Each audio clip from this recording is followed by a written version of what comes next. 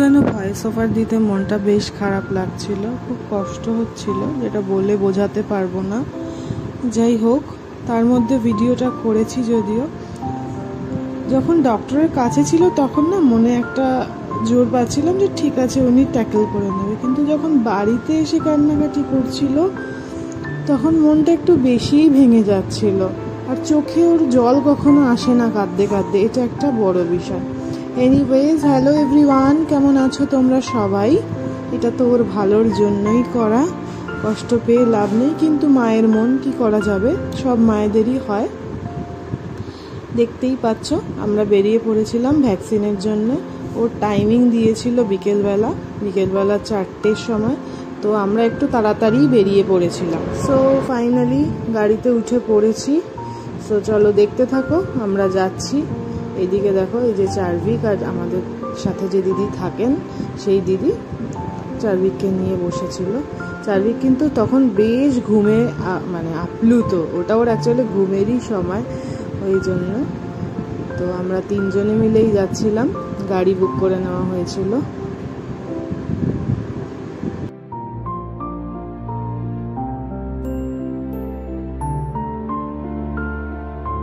বলে রাখি তোমাদের, অ্যাকচুয়ালি এটা ওর 6th উইকস এর যে ভ্যাকসিনেশনটা সেই পার্টটা ছিল।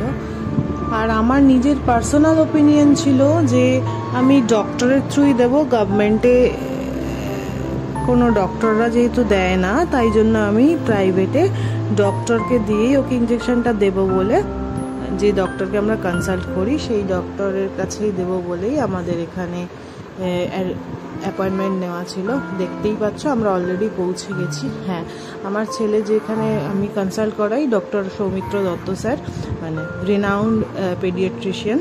তো আমি যেহেতু ফার্মা প্রফেশনে, তো আমার ম্যাক্সিমাম কালিগরাই আমাকে বলেছিল দেখ স্যার খুব অ্যাগ্রেসিভ ট্রিটমেন্ট করে ফর বাচ্চাদের জন্যে, তো বেস্ট হবে স্যারের কাছেই নেওয়া, কারণ অনেক অনেক ঘাটা কেস যেটাকে বলি, বাচ্চাদের বিভিন্ন রকম সমস্যা একদম বাজে জায়গায় চলে আসলে তারপরে লোকজন বাধ্য হয়ে স্যারের কাছেই আসে। তো বেটার না, ডে 1 থেকে যদি তুই স্যারের আন্ডারেই তোর ছেলের কনসালটেশনটা রাখেন।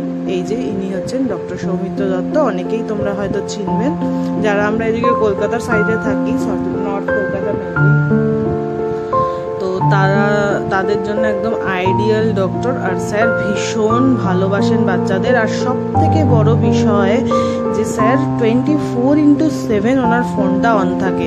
বাচ্চার কোনো সমস্যা হলে তুমি যে কোনো সময় স্যারকে কন্ট্যাক্ট করতে পারবে। স্যার যদি ফোনটা রিসিভ না করতে পারে, স্যার কল ব্যাক করেন।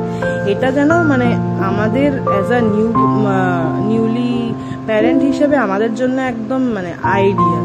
তো এটা স্যারের বাড়ি, আমার এত ভালো লেগেছিল যেটা তোমাদের সাথে শেয়ার না করলেই নয়।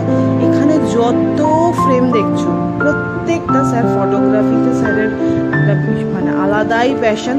তো স্যার নিজের মনের মতো করে তার বাড়ির ক্লিনিকটাকে সাজিয়েছে, ওটার নাম দ্য ক্লিনিকা প্রবাবলি। হ্যাঁ, আমি ভুল নই হয়তো, তোমাদেরকে দেখাবো, তোমরা দেখতে পাবে।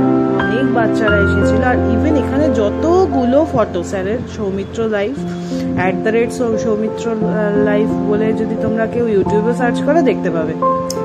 তো স্যারের এখানে সব ফটোগ্রাফি স্যারের নিজের হাতে করা।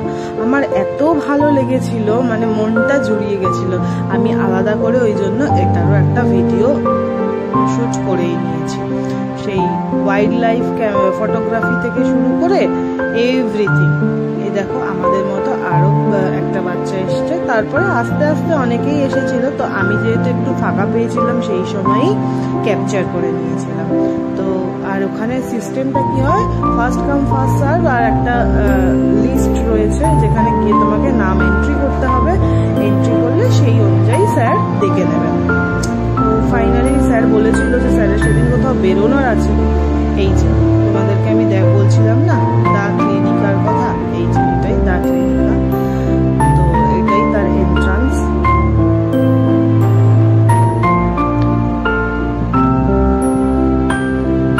যাচ্ছিলাম পুরোটা আবার করে ক্যাপচার করবার জন্য। এনিওয়েজ, এত ভালো লেগেছিল না কি বলবো, বিশ্বাস করো, পুরো মনে হচ্ছিল কোনো আর্ট গ্যালারিতে চলে এসেছি। কি বলবো, মানে আমারই ভাষা হারিয়ে গেছিল। তার উপরে স্পটলাইট দিয়ে এত সুন্দর করে স্যার এটাকে মানে অ্যাম্বিয়েন্সটা তৈরি করেছিল, মানে মন জুড়িয়ে যাচ্ছিল। ছোট বাচ্চাদেরও আবার প্লে স্টেশন মতো ছোট 2-4টে গাড়ি টাইপের ছিল, যারা একটু বড় বাচ্চা তাদের জন্য স্পেশালি, তারাও যেন এন্টারটেন হয় ওই কর্নারে, দেখতেই পাচ্ছ। তো বেশ ভালো লেগেছিল আমার, তো আমি ভিডিও করে নিয়েছিলাম তখনও। আর এটা ছিল স্যারের চেম্বার, আমরা জাস্ট এন্ট্রি করলাম। তো স্যারের চেম্বারটাও বেশ সুন্দর সাজানো, সেই ফটোগ্রাফি দিয়েই সাজানো, মানে ফটো ফ্রেম। স্যারের অ্যাসিস্ট্যান্টও চলে এলো। So finally sir okay check up করে নিল। দিদি যেহেতু হাতটা চেপে ধরেছিল তার জন্য বাবু অল্প একটু কাজ ছিল। আসলে স্যারই বলেছিল যে ওর হাতটা আর পা দুটো ওই অ্যাসিস্ট্যান্ট দিদির জন্য চেপে ধরে, তো সেই কারণেই। এনিওয়েজ খুব খারাপ লাগছিল, কারণ ও না অত কান্নাকাটি সত্যি বলতে কখনো করে না। তো সেই কারণেই আমার মনটা যেন আরো ভারাক্রান্ত হয়ে যায়। কি করা যাবে?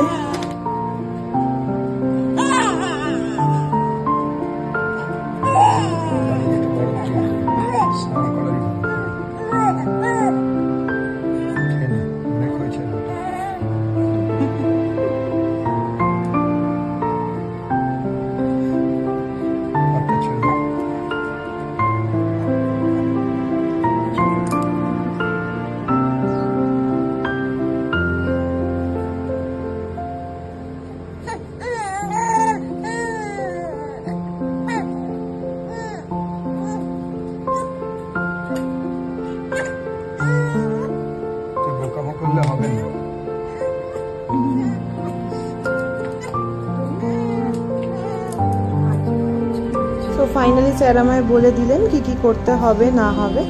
তো আমাদের সমস্তটা প্রসেস কমপ্লিট হয়ে যাওয়ার পর ব্যাক টু হোম। তো এটা আমরা অলরেডি বাড়ির কাছেই চলে এসেছিলাম। বাড়ি এসে আমাদের দিদি বেশ ফল দই সমস্ত কিছু কেটে দিল। আসলে দুপুরে বেরিয়েছিলাম বলে কোনোটাই খাওয়া হয়নি। আর প্যারালালি চারদিক দেখতেই পাচ্ছ ঘুমিয়ে পড়েছে। তো এনিওয়েজ তারপরে একটু ঘুমটা ভাঙার পর আমি ওর সাথে অনেকক্ষণ খেলবার চেষ্টা করছিলাম, ও একটু এঙ্গেজ রাখার চেষ্টা করছিলাম বেসিক্যালি, যেন ওর কষ্টটা একটু হলেও কম হয়। ওকে গান শোনানো থেকে শুরু করে এভরিথিং, মানে সোজা কথা তার বাবা আর আমি মিলে তাকে এন্টারটেন করছিলাম। দিদিও চলে গেছিলেন। তো ব্লগটা কেমন লাগলো অবশ্যই জানিও। আসলে তোমাদের হয়তো অনেকেরই এই এক্সপিরিয়েন্সটা রয়েছে, কিন্তু আমি নিউ মম, আমার কাছে এটা আগে শোনা ছিল, প্র্যাকটিক্যালি কখনো ফেস করতে হয়নি। তো একটু তো মনটা খারাপ হয়েছিল। বাকি সবই চারদিকের চেক আপের সমস্ত কিছু ভালোই ছিল। ও সুস্থই আছে, স্যার বললেন যে ওর যেরকমভাবে তুই ওকে টেক কেয়ার করছিস সেভাবেই করে যা। এনিওয়েজ চলো আজকের মতো ব্লগটাকে এখানেই